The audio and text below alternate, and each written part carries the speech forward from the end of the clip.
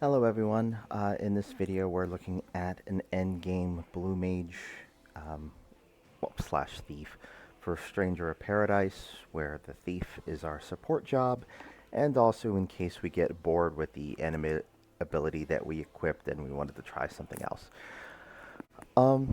So this video, originally I meant to do Swordsman next, but in light of this tweet from the official Stranger of Paradise account about Jack of the Blue Mage, I've been farming up and working on a Blue Mage over the course of the however many days that's been. But yeah, so this, we're going to look at the build first, and then I'm going to attach a handful of curated videos or gameplay after this. So this first part will be unedited for the most part, and then there'll be some timestamps in the description below. Ooh, pardon me. About the rest of the stuff or crap. And we'll say there are some tweaks in here that could be pushed further to make this build work better, but I figure, yeah, at this point it's okay.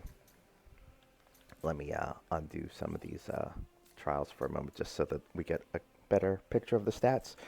So, two different types of Blue Mage, and I ended up with the Soul Flare because they can, when they use their abilities, it tends to happen a little bit quicker.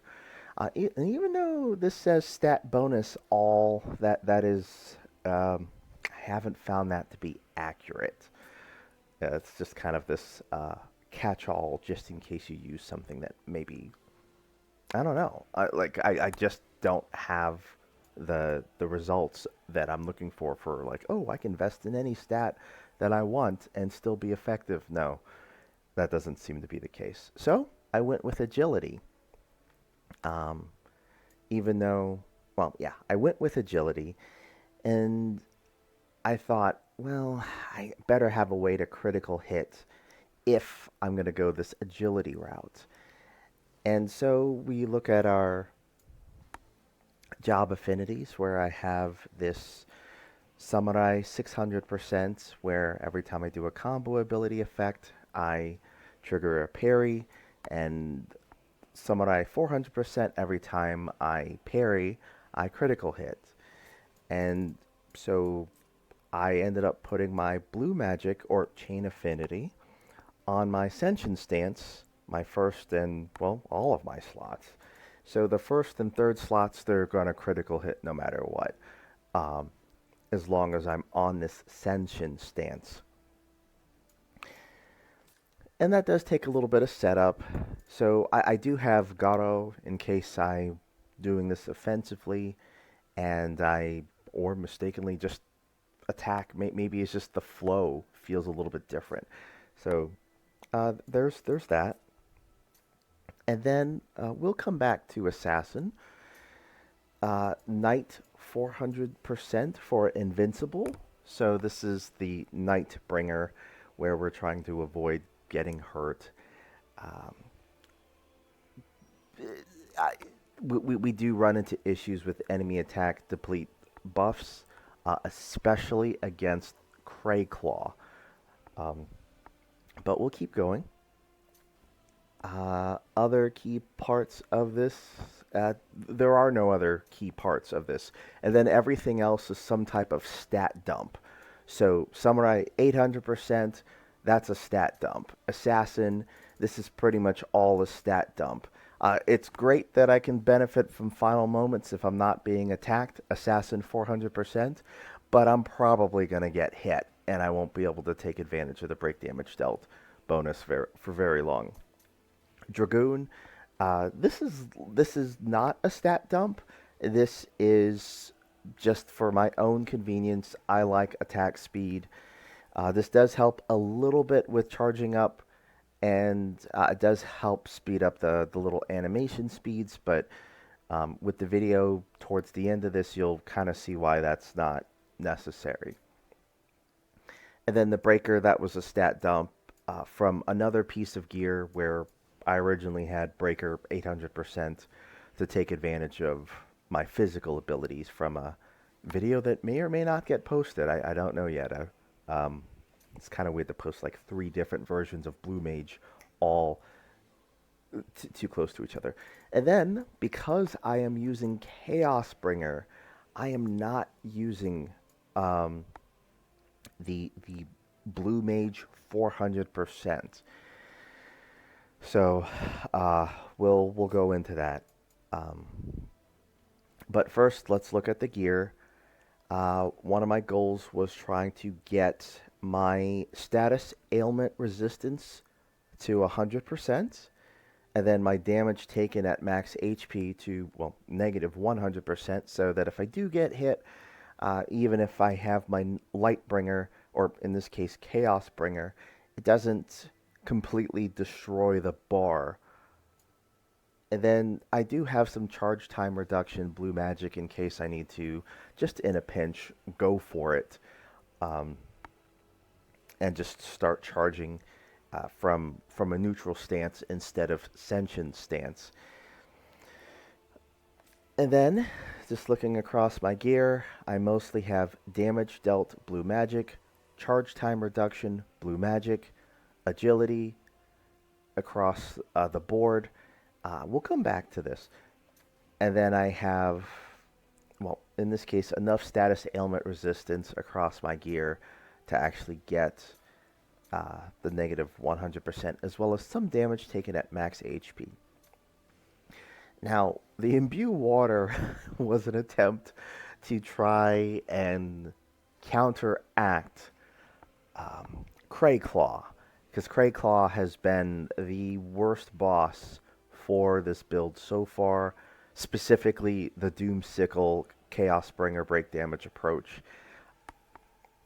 And I have not yet fought Cray Claw again since Imbue Water became available. But the Lufenia version of Cray Claw is pretty crazy. So, I'm sorry, bad joke. Okay, let's keep going. And then I had, because I don't always have charge time reduction, or at least at the time, I was like, well, I can maybe get more break damage by having improved effect invisible. And so my Blue Mage, as strange as it feels in the process, they will be responsible for the invisible buff, or at least starting the buff.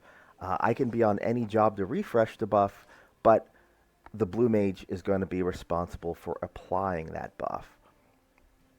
And then the leftovers are trying to get break damage dealt. That's the highest ones I can find or that I had on my gear. So during Lightbringer, break damage dealt, critical break damage dealt, and if you're using pretty much only blue magic, you could also use charged attack break damage dealt in place of this. And then I had strength from other gear that I just didn't, whatever. It's there. The strength does help with Doom Sickle's break damage, and also all of your physical blue magic. There's not as many physical blue magic choices, but Doom Sickle seemed to be pretty powerful. But let's talk about Doom Sickle. This comes from Lich on Lufenia difficulty, and only Lufenia difficulty, and only the regular Lich. So,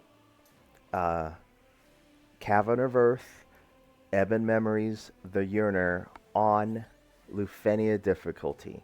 So that's part of why I say endgame Blue Mage. I guess the other thing is you're only about 13 floors away from the time you unlock Blue Mage. You're like 13ish or 15 floors away from getting here. Maybe I'm having that wrong. You're within 22 floors of getting Doom Sickle, but you have other options along the way, so feel free to use those if you decide to. And just kind of the heads up that as you're building up to Lufenia difficulty, you don't have access to 600 or 800% yet. By Rift Floor 13, then you'll get access to the 600%. which allows this build to actually critical hit from any direction using the katana. The other moves, if you end up using a different weapon, you will have to do a normal attack first in order to use the blue magic on your first and third slots, depending on the weapon. Um, some weapons might have additional options, but the katana, I don't actually have to hit the enemy to crit. It'll just start critting. And if I really need to, I can reset to the first Senshin stance by doing an attack, and then just a normal attack, not a, I say normal attack. Doing a normal attack will reset you from whatever position on this stance you were to the very first slot again. And then you'll be able to use your blue magic and critical hit that way. Let's see. So, what do we have here? Next, command abilities. I did place invisible so that the enemies would be less likely to target me, give myself a little bit of breathing room, especially against trials like enemy attacks deplete buffs. That trial is the worst for this build, or for Chaosbringer builds in general, that are not built around guarding and soul shielding, which this one is not. And then I have Barrage because I have quite a bit of agility, and so on some of these slower bosses or slower enemies, I say slower, bosses that have less agility, I'm going to completely tear them up with one blue magic cast, or maybe two. And then for bosses that have high agility, this might not make too much of a difference. And then the Azure lore is just an excuse to be able to get more stats and take advantage of Thief, where really I would probably do Monk for this specific build. Where we'll say universally, the physical Blue Mage Hunter, that is without a doubt the strongest Blue Mage that you can come up with. But I still like to do this anyway, just because I get to have a little bit more variety instead of being tied to only physical blue magic. Let's see. So yeah, Azure Lore, I get some stats. When I steal, I can, like, I don't usually steal until the enemy's down. Except for Cray Claw, I might actually steal the Missile Barrage so that I can use that back at them, because physical attacks just don't work very well. At least not unless you're completely built for it.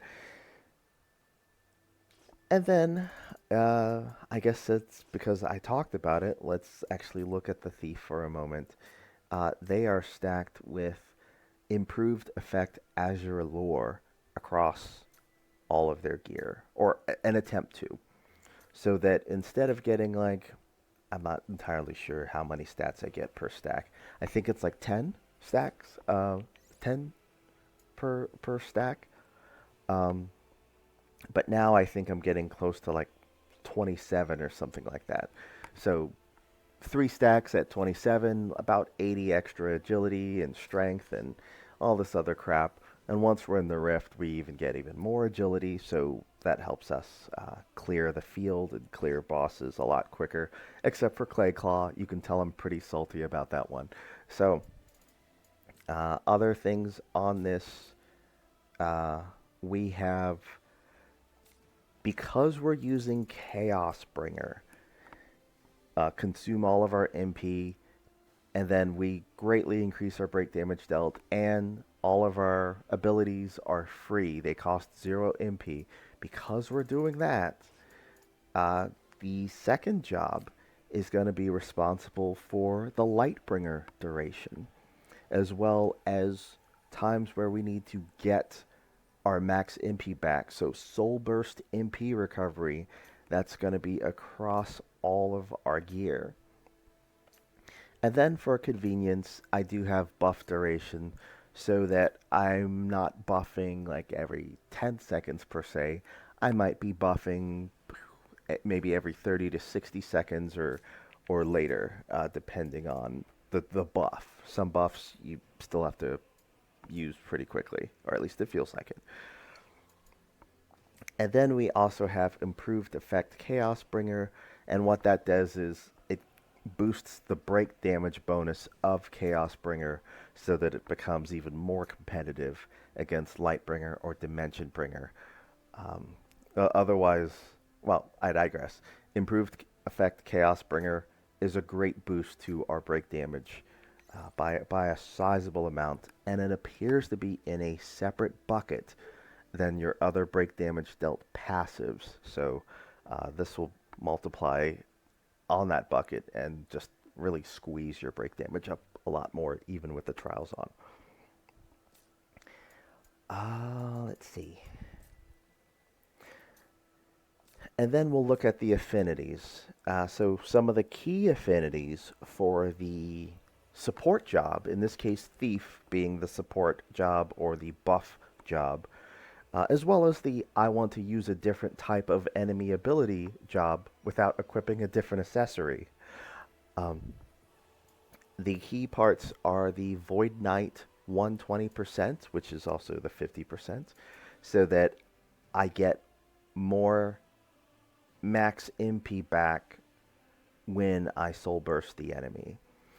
And then another key portion is the Summoner 600%, so that I'm using Leviathan, and when I get a soul burst, I get more max MP back because of Leviathan, and then that effect is increased even further because of Summoner 600%.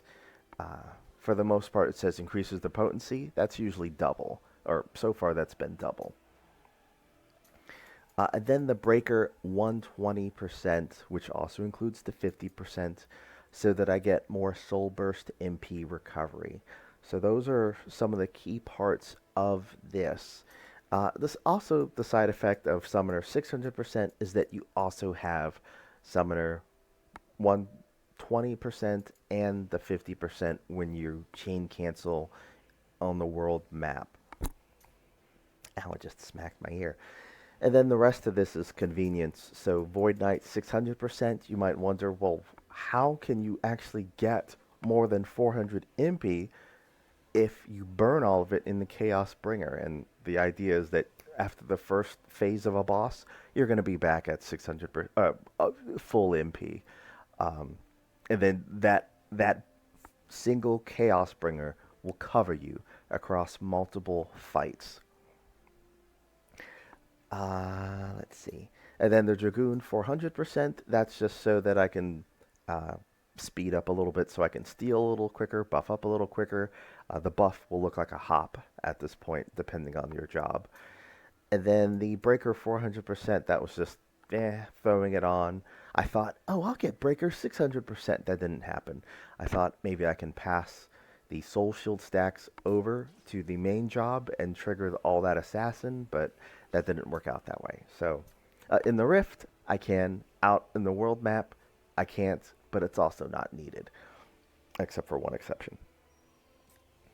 The White Mage 120% is there just for the buff duration. It's a bit of a convenience. Samurai 250%, that was there originally for another build. I didn't get rid of it, and it happens to work out because if I chain cancel, like let's say I steal nothing, which I generally don't do, and then my next Doom Sickle is going to obliterate almost every other boss. There are some exceptions though. And then the ability cost bonus, or the what do they call this? The action ability MP cost. That helps on the world map. So when I do steal, and I'm not in Chaosbringer, that I can build up, I can chain cancel, and thanks to Gambler 120%, I can get some MP back from that chain cancel and potentially start a world map with full MP, or a rift that's not thrown in the middle of a bunch of enemies or a boss, I can also take my time and just kind of steal, chain cancel, recover MP, and start from scratch. The Cyclic Warrior is a side effect or a remnant of another build, but the 250% does help as a little bit of an insurance in case things go really bad and we need to back off for a while and drink a regular ether or something like that. But the idea is if we're relying on that, it's already over. But originally, I did have Cyclic Warrior 600%, except the problem was I might only use Chaosbringer 1 to 3 times during a boss rush, sometimes 4. And that's only 4 Soul Shield stacks for the amount of investment. So I said, nah. And then I have Lionheart for Invincible, so that while I'm on the Thief, if I do happen to use the Thief in the middle of combat, like Cray Claw, that I'm not completely obliterated in a single hit while my Chaosbringer is going. Now let's look at our master points. I realize this is a long video at this point. Oh my gosh, 20 minutes? Yeah.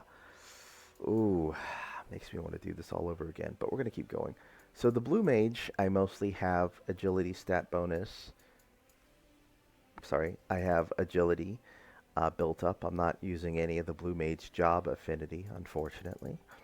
I do have damage taken at max HP instead of my gear, so that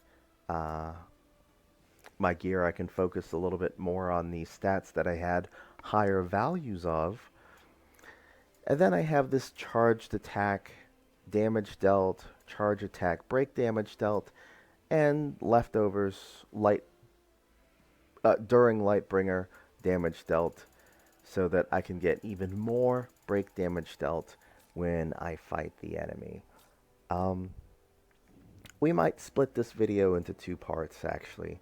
So this is the build description part of the video or the series, and I realize this is a long video, but I wanted someone to be able to have the info, whether you are on the Discord or the Reddit and already kind of delving into this, or if you were kind of rushed through the game, maybe used extra mode, or maybe you didn't, and just kind of looking for, well, how do I put all this crap together? I'm at like floor 101 or something, and I want to like get serious. That kind of stuff. So that's where we'll call it the endgame Blue Mage comes into play. And I do plan on making videos for earlier build versions, but Blue Mage is not one of them, just because you get it so late into the DLC. So we'll keep going. And then my allies, they are stat sticks.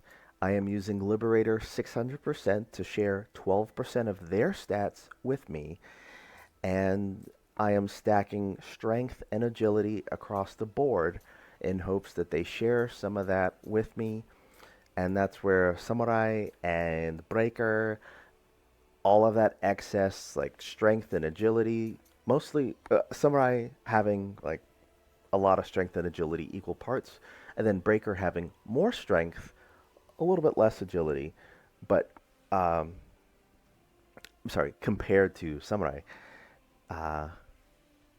And that ultimately turns into Jed's stats being as high as they are. For the world map, that might not be sufficient for bosses, especially if you throw on trials. But for the Rift, between all the other crap that starts to happen, Jed's going to be ready. At least until he dies. So that's the other thing with Liberator 600%. They need to stay alive. And the least expensive way to get them to stay alive is to put Knight 400% on your gear. Or if you have the Gilgamesh accessory Lionheart, it has Invincible.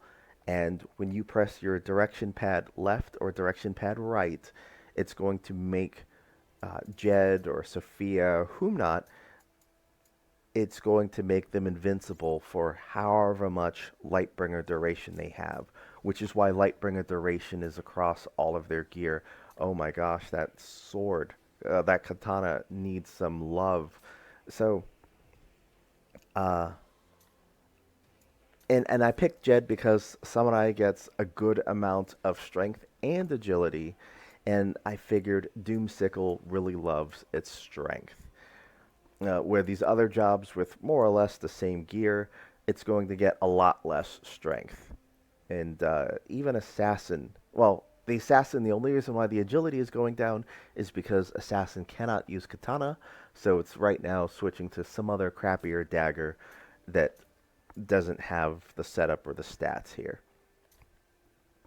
And then Sophia, similar kind of deal, um, where for the most part they're stacking that the gear, and I chose Breaker because I get way more strength out of Breaker uh, than say Dragoon. Dragoon, like I'm like almost 200 less strength for a benefit of 100 agility. So I thought, okay, well, if she, pardon me, I'd rather get like 200 stats instead of 100 stats. It doesn't always work that way, but I happen to want both strength and agility, but more agility with the way I'm playing.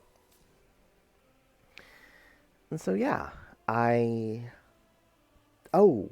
sorry, I forget this every friggin' time. Relics, my gosh, so important. Fenrir is the gear that I'm using because of how much agility and strength it gives. It gives the most agility out of the relics, and it gives the second most strength, along with some of the other relics. They can also give the second most amount of strength. Where Odin gives the most strength and gives a really good amount of agility, and I mean among other stats. But ultimately, you could either have either one. The thing is, we're not using enemy weakness break damage dealt or things of that nature. We're not using uh, Hunter 600%. So the weakness that Odin causes is not going to help our break damage dealt unless we had a stat that was impacted by it. Or at least that's what I say. Then someone's going to prove me wrong like a day after or within a day of posting this. But the Fenrir and Odin are what we generally want across our gear. I picked Sylph at the time because that just she happens to give a lot of agility, and at the time I was like, Jed needs his agility. Uh, and then for the most part, Sophia is all Fenrir, and I think that's just because my Odin gear that she could use had a lot lower base job affinity, but maybe that's not true anymore. So yeah, I will post this video, and then I will post the gameplay. I'll attach one component of gameplay to the end of this really long friggin' video, and then I'll have the where all the other crap goes uh, for the other Blue Mage video based on this build. But yeah, hope that helps.